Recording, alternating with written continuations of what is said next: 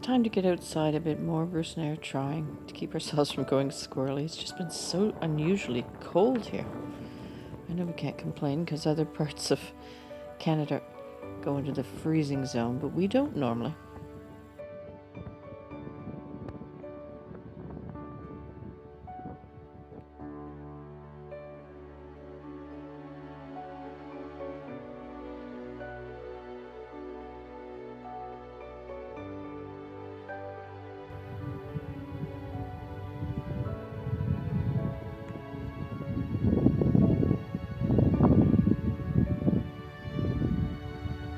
So though we're about 3 months off still from getting out in the garden and getting fresh air that way, there is one thing we start soon in a couple of weeks, maybe 2 or 3 weeks from now, and that is to begin to tap the maple trees and make maple syrup. And believe it or not, the tree that looks like a stick straight ahead there is the tree. It's buried, you can't see the bottom. There's a lot of snow there, and that's what we tap to make our maple syrup.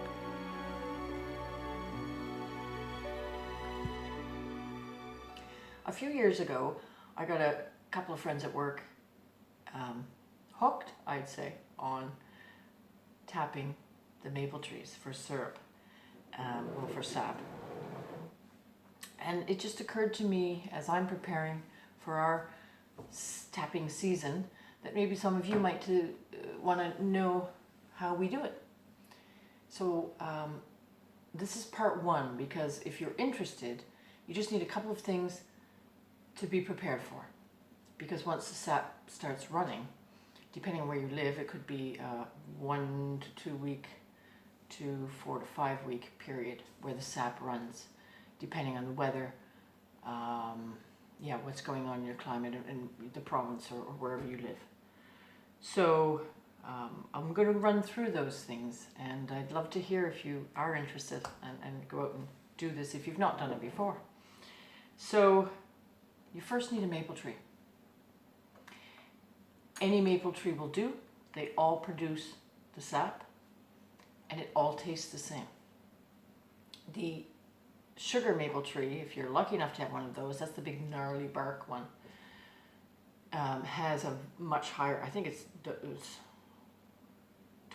twice as much sugar content as the other maple trees. And all that really equates to is that you have to boil longer, but there's no difference in flavor. So any maple tree will work. And if you don't have your own maple tree, maybe someone else in your family does. Maybe one of your relatives, maybe your neighbors. It's usually you can get your hands on a maple tree. Now your tree must be, the tree you're looking for also has to have a 12-inch diameter for one tap. A larger tree, I think, goes 18 and so on and so forth, could take 2 taps potentially, and you want to tap under, low to the ground, but under one of the branches usually. But again, part 2, we'll get into that. The second thing you'll need is very simple equipment, which is a spire. I have metal ones here. I bought these from the McBrides here to support they teach sustainability here, and one of the things they teach is making your own maple syrup, which sort of inspired me about 4 years ago. So this is a metal one. This part goes in your tree. This part is where it leaks out. They're all really the same theory. There's black plastic ones. Those are often the ones you see your producers using, and hoses come with them, but you can buy these at your local hardware stores. They usually have small quantities, so make sure you get out to get those before they're gone too. So there's metal ones, there's the plastic ones. I have seen adorable wooden handmade ones. You'd have to make those, I guess. You'd have to carve them. But you definitely have to have these on hands, because once it starts flowing, you've got to get out there quickly, because you need a fair amount of sap. And depending on the trees or the numbers of trees that you're going to tap, will be how quickly you want to get out there to catch it. And the last thing that you need is a drill to drill the hole that your spire goes into. And I should mention that my two friends made their own out of copper pipes. So you would be cutting this way and this way, I guess, yeah, to make sure. So you, again, don't have to, if you've got something around the house to make this with, you don't need to go out and buy them. But to prepare, so find yourself a tree, find your spires, get your spires, go to your hardware store, order them online, you know, and get your spires in time for the tapping. And what you're waiting for is, really it's about 2 nighs of above freezing. So when it's warms, and that could be, you know, 1 degree. So when it gets to that, but the day is nice and sunny and your night is just above freezing. If you got 2 of those, it creates a pressure in the tree, and that's when it starts running. So that's the moment that you're waiting for.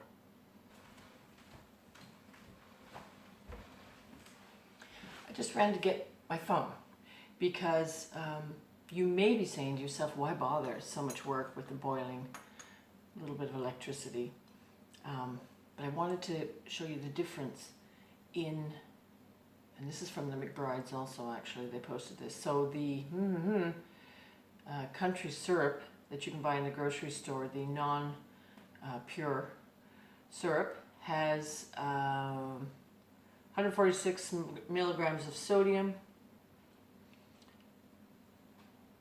and 37 grams of sugar and 65 carbohydrates, 65 grams. That's it. 100% pure organic maple syrup, this is per 100 grams for both of them, has 67 grams carbohydrate, 0 sodium. 0. What was the other one? 146 milligrams. 59 grams of natural sugar. And then you've got 150% magnesium, 44% zinc, 10% iron, 7% calcium, 4% magnesium, 4% potassium, thiamine B1, 1%, riboflavin 1, niacin 1, and pantho, I don't even know what that is. It's also, what do you call sports drinks? Electrolytes. It's filled with electrolytes. And you can just drink it. You don't have to make syrup out of it. You can just drink it. It is the freshest tasting water with, only if you think really, really, really hard, will you get a slight, you can almost imagine a slight taste of maple syrup. It's not there. And a lot of people put it in their coffee machines, make the coffee, because it's so good for you. So to drink it that way is actually extremely healthy. It's probably an elixir of youth, I don't know. Now, when you make syrup, eat it in moderation, you're creating a sugar. And yeah, like any sugar, you use it wisely. But when you cook it in savory dishes, it's divine. Any of your sweet dishes, replacement for sugar, of course, we all know this. One of my favorites is for scallops. You get those early radish greens. This is when radish greens are really nice, and a mustard, so something zingy. Red mustard, Mizuna would be good. And you just lightly warm that. You almost do like a warm salad that your scallops, which have been seared, will lay on top of, and you just put a little bit, couldn't be easier, maple syrup mixed with Dijon mustard that you just warm up in a fry pan, and just drizzle over it. It's elegant and really tasty. Another reason to do it is it's just plain fun. We have memories in our family, my children, my husband and I, of going to the sugar shacks in, I guess you would call them, I don't know, a syrup farm? Yeah, maple syrup farm, probably. And they would drizzle out in the snow the syrup, and you would take a popsicle stick and roll it, and you would have a lollipop. And you'd go away with your gorgeous pure maple syrup, the bottle, little candies that are in maple leaves.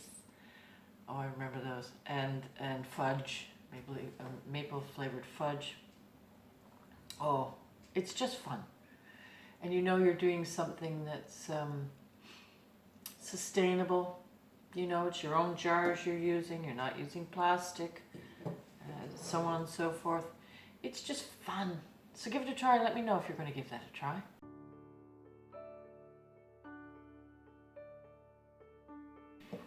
And I received mail this week, and I wanted to thank a couple of people. First one is Kelly from Kelly's Kitchen Garden. I'll put links below. This is the second generation of the Cheeky Prince. What this is the first generation I was sent last year, and it's a hybrid, as squashes want to do. They can mix of a Uchiki Curry and a Crown Prince, ergo the name Cheeky Prince, which is cute. Last year, mine was a bust. Just when I was so excited to finally, they all died, they were eaten and everything else, but I had one plant, and that one plant pollinated, and that little guy was pushing it, so it became, oh, I don't know, October, frost was setting in, I was running out with blankets, then I was leaving blankets on it, and he was growing. Not quite the size of a baseball, but he was getting there. And I was just so proud that I could at least take a picture of something. And I would have eaten it as a summer squash, is what they taste like, better than summer squash actually. So when I went out one morning, it was frosty, and I thought, oh, this would be a good day for a picture, because I'll show the frost and then the wee little squash inside. And I went out and lifted the blanket up and was setting it up, and the frost was all over, it looked great. And there was no squash, it was gone. And it was fair enough size, so not a stitch of nibbles left around or anything. So I don't know if a weasel took it away. Does a weasel eat squash? I don't know, but I think it was too big for a mouse to carry away. Gone, clean cut, gone. So that was the story. So hopefully I have much better. Thank you so much, Kelly, for sending those all the way from Scotland. So much appreciated. And this is in conjunction, the original, of course, I'm sorry, I forgot to mention, it's from Richard and Paul, of Richard and Paul's YouTube. Again, I'll put a link down below, and they honored me by sending me the first year. So hopefully, guys, this year, that I can do it justice, and we'll see what I get. And finally, I received from Lisa Harrowing, I got a lovely card with some lovely words, and she knows I like tea, I guess, and sent me this lovely heart-shaped tea infuser. So Lisa, thank you so much. It made my day, and the first thought I had is, you're a better person than me. Seriously.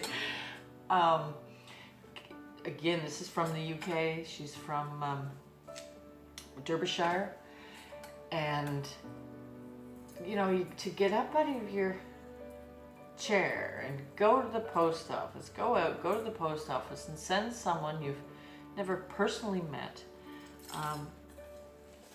a thought, a gift, a lovely few words to thank me for my videos. It touched my heart. It really did. I'm getting choked up. But you do these things. I'm an old biddy who constantly questions, why am I doing these videos? I must look like a nut.